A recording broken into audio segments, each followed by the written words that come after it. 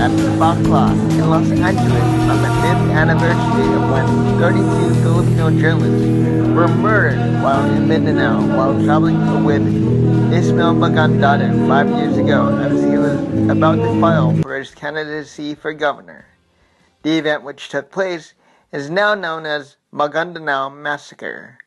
This shows the reality of life as a journalist in the Philippines. 5 years later, no suspects have been found guilty. The pen is mightier than the sword, or the bullet for that matter.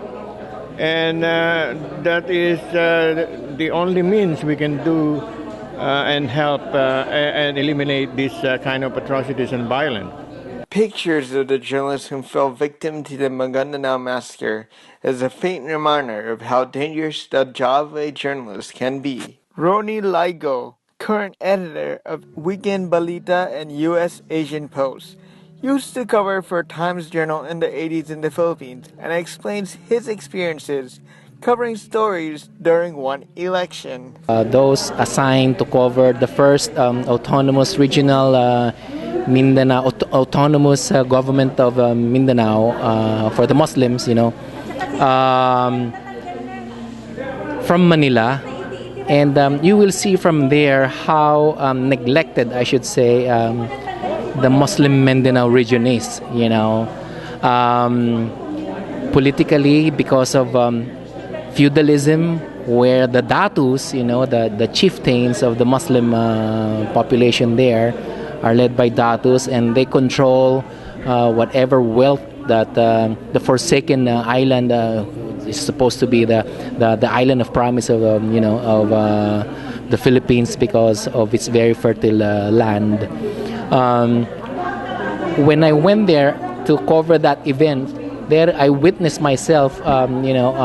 They said that they're going to hold the elections, but when I went to some of the precincts, they were already closed at 7:30 a.m. when it opened like at 7 because it's either paramilitary forces of different political groups control the precincts, and people cannot go in and vote. Lago continues by saying, The whole world knows how dangerous the Philippines is, if not the number one, the second, or the third most dangerous place to cover for journalists. As tribute to the victims, poems were read and candles were lit to memorialize the journalists whom gave their lives on that fateful day as they were doing their jobs. Filipino-American journalists continue to remember and be as careful as they can while doing their jobs in the Philippines. As for now, the case of the Maguindanao Massacre remains a mystery.